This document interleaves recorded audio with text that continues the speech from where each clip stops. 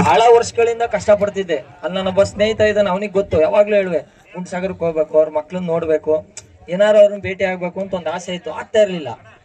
ಆಮೇಲಿಂದ ಏನಾಯ್ತು, ಈ ಸತಿ ಅವನ ದೆಸೆಯಿಂದ ನಡೆಯೋಣ ಹೋಗೋಣ ಅಂತ.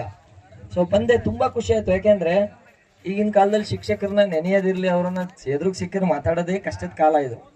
ಅಂಥದ್ರಲ್ಲಿ ಶಿಕ್ಷಕರನ್ನ ಕರೆದು ಗೌರವಿಸೋದಿದೆಯಲ್ಲ, ಅದು ಒಂಥರ ನನಗೆ ಕೋಟಿ ಕೊಟ್ಟಷ್ಟು ಬಹುಮಾನ ಅದು.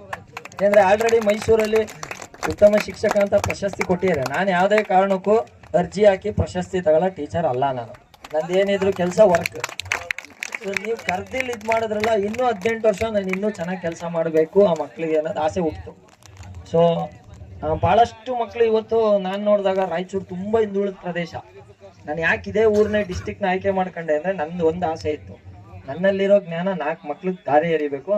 ಮುಂದುವರೆದ ಪ್ರದೇಶ ಮಕ್ಳಿಗೆ ಎರಿದ್ರೆ ಅವರು ಅದು ಫಾಸ್ಟ್ ಇರ್ತಾರೆ, ಮುಂದೆ ಹೊಟ್ಟೋಗ್ತಾರೆ. ಬಟ್ ಸ್ವಲ್ಪ ಹಿಂದುಳಿದ ಪ್ರದೇಶ ಆರಿಸ್ಕೋಬೇಕು ಅಂದಾಗ ನಂಗೆ ತಲೆ ಬಂದಿದ್ದು ರಾಯಚೂರೇ.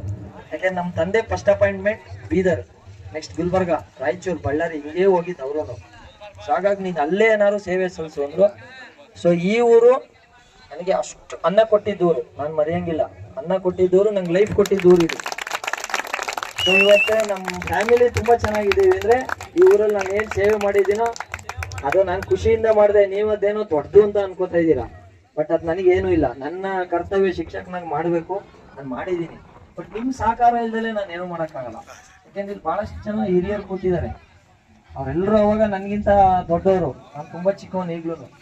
ಬಟ್ ಆದ್ರೂ ಅವರು ಸ್ಕೂಲಿಗೆ ಬಂದಾಗ, ನಾವು ಶರಣಪ್ಪ ಸರ್ HM ಇದ್ದಾಗ ಅವ್ರ ಜೊತೆ ಕೈ ಕೆಳಗಿದ್ದೆ. ಸೊ ಅವ್ರು ಅವಾಗ ಎಲ್ಲದೂ ಹೇಳೋರು, ಒಂದು ಟೂರ್ ಮಾಡು ಅನ್ನೋರು. ನಮ್ಮ ಮೈಸೂರಿಗೆ ಕರ್ಕೊಂಡು ಹೋಗ್ಬೇಕಾದ್ರು ಅದೇ ಯೋಚನೆ ಮಾಡಿದೆ, ಏನಾರಾಗ್ಲಿ ನಮ್ಮ ಮಕ್ಳನ್ನ ಕರ್ಕೊಂಡು ಹೋಗ್ತೀನಿ ಇದು ಮಾಡಿದೆ. ಸುಮಾರು ಇಂಥವು ಸಾಕಷ್ಟು ಕಾರ್ಯಕ್ರಮ ಮಾಡಿದ್ವಿ. ಇನ್ನೂ ಆಸೆ ಇತ್ತು ಈ ಊರಲ್ಲಿ ಇರಬೇಕು ಅಂತ. ಬಟ್ ಅನಿವಾರ್ಯ, ತಾಯಿ ತಂದೆಗೆ 80 ವರ್ಷ ವಯಸ್ಸಾಗಿತ್ತು, ನೋಡ್ಕೊಳ್ಳೋರು ಇರಲಿಲ್ಲ. ಮಗನಾಗ ನಾನು ಒಬ್ಬನೇ ಮಗ, ನೋಡಲೇಬೇಕಾಗಿತ್ತು. ಆ ಉದ್ದೇಶಕ್ಕೆ ಹೋದೆ ಅಷ್ಟೇ.